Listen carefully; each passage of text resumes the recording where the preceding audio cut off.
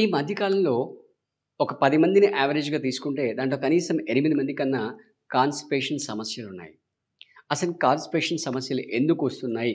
అనే దాన్ని ఒక్కొక్క దాన్ని అనలైజ్ చేసుకుంటూ వెళ్ళినట్టయితే ఫస్ట్ పాయింట్ మన వాళ్ళందరూ కూడా ఇండియన్ కమోడ్ మానేశారు. వెస్టర్న్ కమోడ్‌కెళ్లారు. ఈ వెస్టర్న్ కమోడ్‌కెళ్ళడం వల్ల రెక్టమ్ మజిల్స్‌లో ఏదైతే పెయిన్ అంటే ప్రెషర్ ఇండియన్ కమోడ్‌లో క్రియేట్ అయితుందో అది మిస్ అయింది.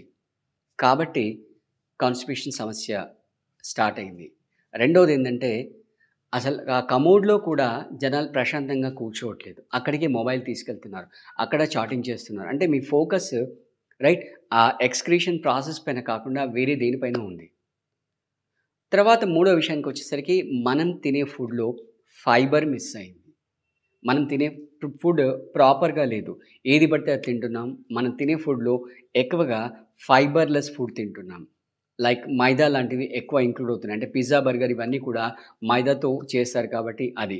ఈవెన్ మన ఇంట్లో మనం చపాతీ తిన్నా కూడా మనం రెడీమేడ్‌గా సూపర్ మార్కెట్ నుంచి పిండి కొనుక్కొని తెచ్చుకుంటున్నాం. అది కూడా ఆల్‌మోస్ట్ ఆల్ ఈక్వల్ టు మైదా. దాంట్లో కూడా ఫైబర్ ఉంటుంది. మైదా కంటే కొంచెం ఎక్కువుంటుంది. బట్ ఉండాల్సిన దానంత ఉండదు. ఒకవేళ మీరు చపాతీ తింటే మీరు ఖచ్చితంగా గోధుమలు షాప్‌కెళ్ళి కొనుక్కొని మెషిన్‌లో పిండి పట్టించుకొని చేయాలి. ఇప్పుడు మీకు ఈ వీడియోలో ఒక మంచి హోమ్ రెమెడీ చూయిస్తున్నాను. సో, ఇది చూడగానే మీరనొచ్చు, ఓహ్! మీరు చెప్పేదేంటి మేము బెండకాయ కర్రీ రోజు తింటాం గదా! బెండకాయ కర్రీ తినడం కాదు. ఇప్పుడు వాడే బెండకాయ సేమ్ బట్ డిఫరెంట్ మెథడ్‌లో వాడడం వల్ల మన ఒంట్లోకి ఫైబర్ ఎళ్ళి మన కాన్‌స్టిపేషన్ సమస్యని ఎలా తగ్గించుకోవచ్చో ఇప్పుడు మనం చూద్దాం. రాత్రి పడుకునే ముందు ఒక గ్లాస్ తీసుకొని దాంట్లో ఆల్మోస్ట్ ఆల్ 3/4 వాటర్ ఏసేసి ఒక 4 బెండకాయలు తీసుకోండి. వాటిని నీట్‌గా కడిగేసి వాటిని నిలువుగా ఇలా గీట్లు పెట్టండి. గీట్లు పెట్టేసి ఆ బెండకాయల్ని ఆ గ్లాస్‌లో డ్రాప్ చేయండి. దానిపైన ఒక కవర్ పెట్టి ఓవర్ నైట్ అలాగే వదిలేసేయండి. నెక్స్ట్ డే మార్నింగ్‌కొచ్చేసరికి ఏమవుతుందంటే ఈ బెండకాయలో ఉన్న ఏదైతే గమ్మీ ఫైబర్ సబ్స్టెన్స్ ఉందో అదంతా కూడా వాటర్‌లో డిజాల్వ్ అయిపోతుంది. సో, మార్నింగ్ లేసి బ్రష్ చేయగానే రైట్? ఈ వాటర్‌ని మీరు తాగేసేయాలి. ఒకవేళ మీరు ఓకే అనుకుంటే ఈ బెండకాయలు కూడా తినేసేయొచ్చు. లేకపోయినా కూడా ఇబ్బందేం లేదు. వాటర్ తాగినా సరిపోతుంది. సో, దాంట్లో ఉండే ఫైబర్ మీ ఒంట్లోకి వెళ్ళడం వల్ల మీ కాన్‌స్టిపేషన్ సమస్య అనేది తగ్గుతుంది. ఇంకొక సింపుల్ రెమెడీ ఏంటంటే మీరు పొద్దున లేవగానే రైట్? ఎట్లాగో ఇండియన్ కమోడ్ లేదు కాబట్టి మామూలుగా నేల మీద ఇండియన్ కమోడ్ స్టైల్‌లో కూర్చోండి. దురదృష్టకరమైన విషయం ఏంటంటే, ఆ ఇండియన్ కమోడ్ యాంగిల్ గూడా కూర్చోవడం ఇబ్బందవుతుంది మన వాళ్ళకి. కాబట్టి వెనక వాల్ సపోర్ట్ తీసుకొని, ఆ ఇండియన్ కమోడ్ స్టైల్‌లో కూర్చోండి. కూర్చొని ఒక 1 లీటర్ గోరువెచ్చటి వాటర్ మామూలుగా హ్యాపీగా, కూల్‌గా తాగేసేయండి.